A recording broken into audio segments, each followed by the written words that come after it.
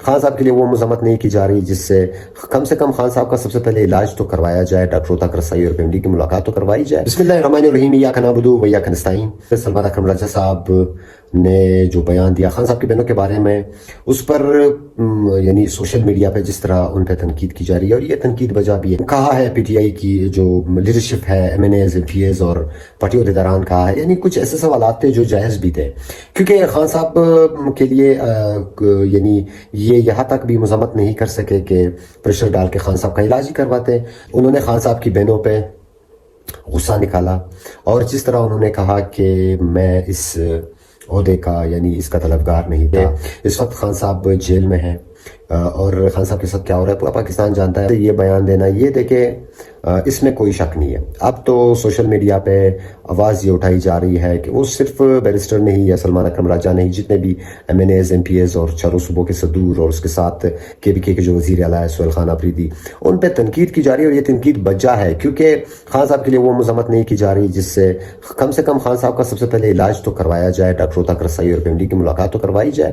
خان صاحب کی بہنیں تو مجبور ہے، وہ بیچاری کیا کرے، وہ یعنی اتنی مشکل میں اتنے جا کے ہر منگل وہ اڈیالہ کے سامنے بیٹھتی ہے، اور کوئی ان کا پوچھنے والا نہیں ہوتا۔ ورکرز تو ان کے ساتھ کچھ ہوتے ہیں، لیکن عہدیداران بھی نہ ہونے کے برابر۔ تو جس طرح علیمہ خان نے اس سے پہلے منگل کو 10,000 کا نمبر بلانے کی جو کال دی تھی کہ عہدیداران نے وہاں پہنچنا ہے، ایم پی ایس نے وہاں پہنچنا ہے، یہ جب نہیں پہنچتے، میں سمجھتا ہوں میں اس پارٹی میں کسی ایم این اے، کسی ایم پی اے، کسی سینیٹر یا کسی عہدیدار کا کوئی حیثیت نہیں ہے۔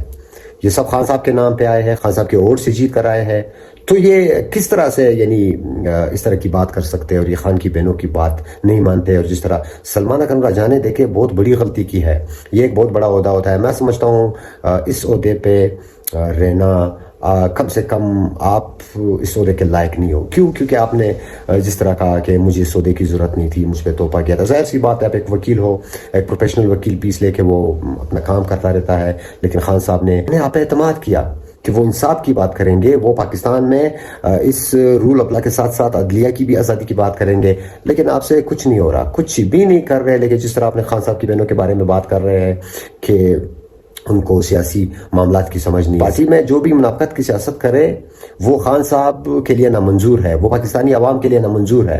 اگر آپ بات کرتے ہیں تنظیم کی، اگر آپ بات کرتے ہیں یکجہتی کی، اگر آپ بات کرتے ہیں خان صاحب کے لیے ایک مذمت کرنے کی، تو وہ تو آپ سے نہیں ہو سکا۔ 3 سال ہو رہے خان صاحب جیل میں ہیں، اور ان کی بینائی چلی گئی، ملاقاتوں پہ پابندی ہے، ڈاکٹر تک رسائی نہیں ہے، ان کا علاج نہیں کروایا جا رہا۔ کیا کیا آپ نے؟